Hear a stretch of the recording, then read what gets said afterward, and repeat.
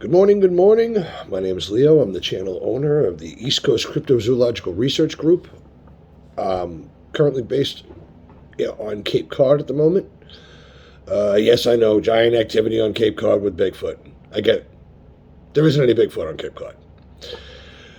And if there is, they're in places that you aren't going to get to. So go ahead, crawl through the pucker brush all you want. You're going to find nothing short of fisher cats, coyotes, foxes, raccoons, possums, mostly marsupial animals, very small.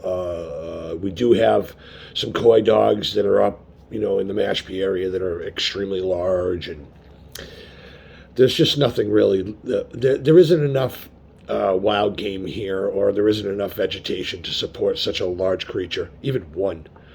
And if they are, they're eating out of garbage cans, so that doesn't really make them So I've been all over the Cape. I haven't been around the islands a lot. I've been to the islands. I've toured the islands once or twice on each. Always looking for evidence wherever I go, as far as stuff like that. But this is my conclusion is that they're probably a long time ago. I believe the BFRO has a report in 1986 of someone in Mashpee calling the Mashpee police, a woman, that her shed was attacked. The back of her shed, something was on the back of her shed. She called the police. The police came out. They witnessed, and the only reason that the report was even taken seriously is that the Mashpee Police Department, the two officers that showed up at the time, witnessed this, creature at the back of this woman's shed. She obviously was a chicken coop of some sort, or some food storage shed for her animals that they had out there, and it was trying to get into the shed, trying to rip the plywood off the shed, the siding off the shed, the trim off the shed. And the Mashpee Police Department foiled his plan. They didn't see what, all they saw was something that they couldn't process. So that's how it ended up on a BFRO report for 1986 for Mashpee, Massachusetts. Look it up.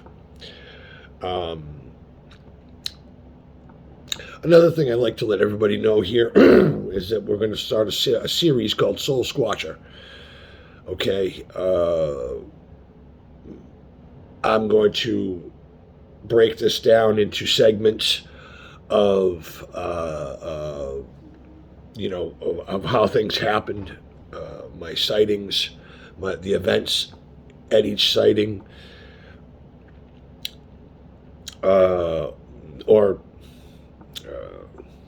sighting. I mean, it's more that they were more than sightings. They were interactions, very short interactions. When I was 15 years old, I was a very, very, very active young man who, frankly, didn't need a lot of people to watch over him. I could pretty much take care of myself at 15 years old. I was very good at it. And especially in the woods. I was very good in the woods. I'd been a Boy Scout for a very long time, highly trained, and in the art of self-reliance and bushcraft, at a very young age. Was introduced to all this stuff, and I was good at it. And I enjoyed being in the woods more than I enjoyed being at home. I would come walking through the door at 7:45 sometimes, pitch black, and much to my mother's horror, I was fine, but, she was always concerned that somebody was going to get me in the woods. And I got to be honest with you, nobody wants to go in the woods at night because it's scary in the woods at night. It really is. If you haven't been out there and you're not used to the noises, the police department walks around with drawn guns in the woods at night. You know what I'm saying? I mean, I have an innate ability to sense danger very close to me and move away from it very fast. I've also become more of a monkey or a gorilla than anything, being able to climb up trees and jump from tree to tree. Being an arborist helps. I was an arborist when I was younger for a few years as one of my trades that I had to learn on here on to survive on Cape Cod, because when you live here, very much like other places, your skill set must be diverse, or you are going to go hungry, or you're going to be at the mercy of the food pantry. Those wonderful people down at the food pantry. Thank you. You have all of you have my gratitude. My family thanks you down there at the Cape Cod Family Pantry. Those people do some great work down there, and without them, there would be a lot of people that just don't eat, and that's awesome. So thank you to them. But getting back to the first event, we'll say.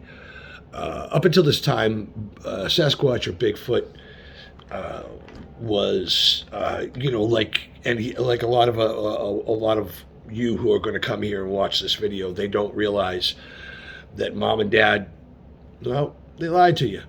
The boogeyman exists, and it's called Sasquatch. And I got to be honest with you, he exists. They exist. It's a fact. I'm sorry. If that blows your whole sense of reality out of whack, I'm sorry.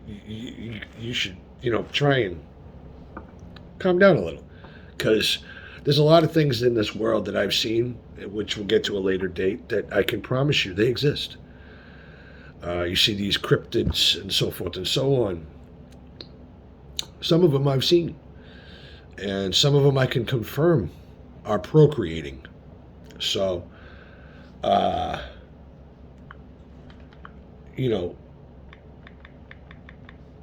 sorry about that. Talking to the boss lady.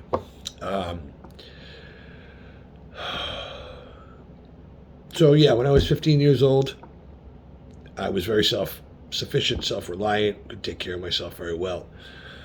I was chosen. I wasn't chosen. I earned the right to go on a school trip through good behavior and grades and so forth and so on. Was asked by another class to go on this one particular trip. Those of you who know me and who were there on that trip will remember exactly what happened. But unfortunately, you weren't privy to everything that happened on that trip. And you guys know exactly what I'm talking about. The river, the whole pneumonia thing. Yeah, I didn't forget. So, anyhow, beyond that, the night that I was pretty messed up, and I pretty much came out of it in the middle of the night, I broke loose and I grabbed my canteen and I went down to the riverside and went to get some water. And that changed my life forever. Because on that creek, if you remember, and if any of you remember how wide the creek was, it wasn't very deep, but it ran fast. And they warned us to stay away from it because we'd get swept downstream real fast and we'd get drowned, But it wasn't very deep, but still the water was very dangerous. Maybe 2-3 feet deep, but you step in that water and you're either going to have broken legs or you're going to be dead in a couple of minutes because you're tumbling through the water at such a great speed and not be able to stand up. Well, the next few minutes, I went down behind the trail that went down behind the lean-to, went to the creek, got some water. I bent down, and the cap of the canteen was stuck between my fingers here, and the chain hung down, and it slipped out of my hand and fell and hit the rock. Boom! And now everything for miles heard this. Only there was a boulder, a giant ass boulder. It probably was 200 tons, but about 8 or 9 feet high, and it was something that looked like it was on top of the boulder moving. And it was dark. I couldn't see, and I might have turned a flashlight on. It could have been a bear. I would have got my ass eaten up. Well, when that canteen hit the side of the rock, I might as well have just put on a neon sign. Dinner, dummy, dinner, yeah. So I watched this little thing come around the top of the rock. Only it wasn't on top of the rock, it was behind the rock. It was either chasing after something, or it was rummaging through something, or it was eating something. But it heard the sound and stepped around the rock and kind of did one of these, like, hello? And then saw me. And I was crouched down and couldn't move. I was frozen. Couldn't run, couldn't move. At this point, I'm thinking I'm dead. I'm done. 15 years old, not a long time to live. Wow. So I waited, and it stepped out into the, just one giant step into the middle of the river. It took a 6 or 8 foot step into the middle of this creek, which is only about 30 feet wide, maybe 40 at the most. So now this thing's close the distance to almost 25 or 30 feet between us. So I'm looking at this foul smelling. My eyes started to water. My mouth, I felt like I was going to get sick. I had this spray hit me, something. I don't know whether it was a musk or a mist, or just hit me. And then this 9 foot, all day long, jet black hair. From what I could make out of the face, the eyes were large. They weren't small. They weren't red either. They were primate. Looked like a primate face. Gorilla nose, gorilla mouth with the incisors on the outside of the mouth when he smiled, because he was breathing, and his mouth kept going up and down, and he kept looking at me, and the nose, with the nose like a dog, and it was unbelievable. And he got down, real low, and he smelled like almost right next to the water. He was smelling me, and then he just walked away, like he was disgusted with me. Frankly, I'm glad he was disgusted, because maybe I'm just not what he was looking for as far as a meal. Hey, I don't want to eat you. Go away. Okay. So I sat and I watched him, turned around, took one giant step, put one leg up onto the bank, grabbed a sapling that was maybe this big around, and pulled himself up out of the creek. And then as usual, brush parts, he steps in, we hear the boom, boom, boom, boom, boom. And then he gets too far away for any more boom booms. So as soon as I stop hearing him move, I ran back up to the lean-to. I couldn't go to bed after that. I couldn't go to sleep. I tried, but I just couldn't. I was in shock. I couldn't believe what I saw. So the rest of that night was still a rough night. I was still kind of recovering from pneumonia, and we were due to head out the next day, so I didn't see any point in bothering to tell anybody about anything, because frankly, unfortunately, they probably wouldn't have believed me at that point.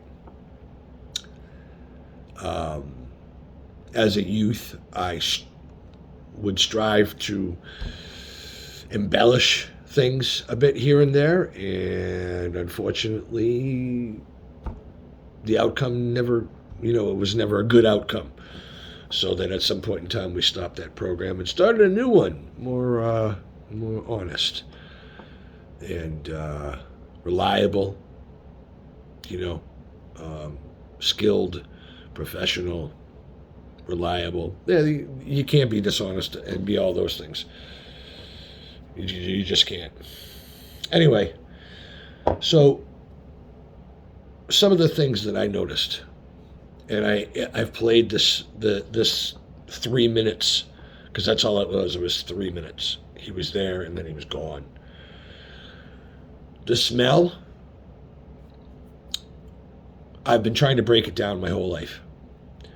And it's dirty ass or dirty butt mixed with armpit dirty feet, and dead things. And maybe some onions. Don't know where the onions came from, but there's onion in there. So mix all that with rotten onion, and that's the smell you get. And being that close, I'm choking up just thinking about the smell. Being that close, most people would vomit. I was my stomach was like an iron trap, so I really didn't throw up a lot. And I never got seasick, so smells, I never really puked on about a smell when I was a kid. I was kind of a hard, real strong constitution with that. But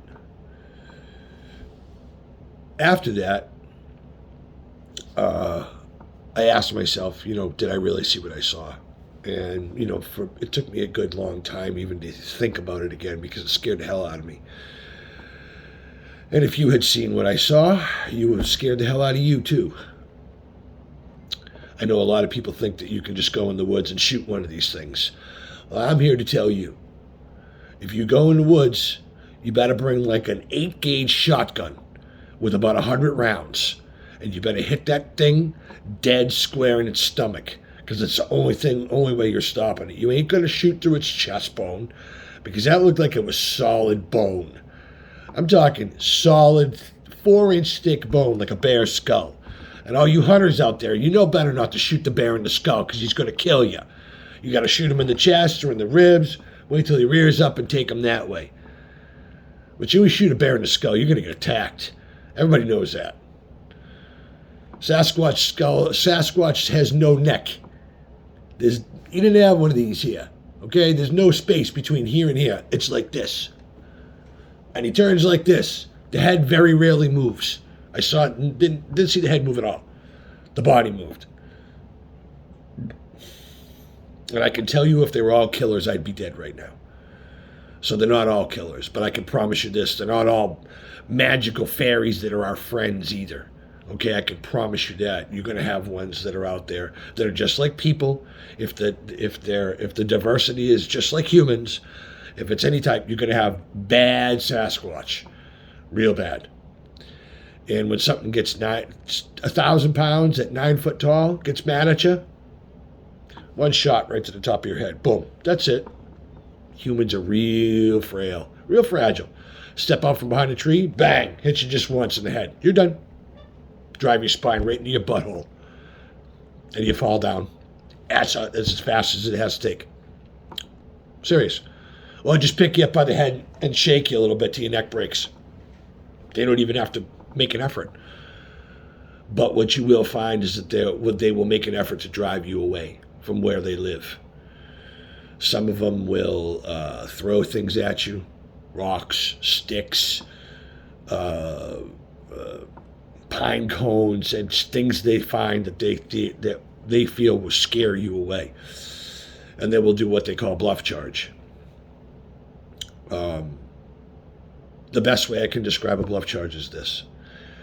You'll be walking through the woods and there'll be a stack of, like a pile of brush. A tree fell down and another one fell on top of it. That's where they're going to hide behind. And they're going to smash the backside of that thing and hit it. And they're going to move the whole 2 trees like there's a bulldozer back there. Like it was effortless. And it would take 100 men to move those trees the way he moved them. But he's going to hit the back of that stack of trees. He's going to scare the shit out of you and you're going to want to run away. Pardon my vulgarity. But you're going to want to run away. This you don't do. You don't run. Rule number 1, food runs. If you want to run, you're going to become food. Those who don't run and walk, turn around, keep your eye on them, and back out. But don't run. Don't ever run. Don't. They'll leg you out in 2 steps, maybe 3, if you're lucky, and that'll be the end of you. So, just remember, food runs. I mean, there's going to be a time when you're going to have to run. If you got to run, run. But try not to. You'll provoke it. Some are trying to drive you away. Some are just trying to get you to go away from their home. Because that's where they live. They're in that thing, And that area or that topography is unique to them. They've got some sort of a den set up in there somewhere that it's so thick in there that you wouldn't want to go try and find that den, but they fear you're close. You're in that area. You're too close to their home. And that's pretty much it. So, all right, well, I'm going to leave it right there. We'll pick it up again another time. Maybe I'll throw another video up later on. I don't know. But for now, my name is Leo Curran, Bigfoot researcher, owner of the E.C.R.G of Massachusetts. And I thank you for your time, and I appreciate any support you give my channel. Channel's in a little bit disarray right at the moment. My apologies. But I am going to make a grand effort over the next couple of weeks to organize and try and bring better content to this channel. Alrighty, thank you very much for your for your time, and like, subscribe, share. Helps out. Every little bit helps. All right, thank you, and for those of you who celebrate Easter, happy Easter. Bye.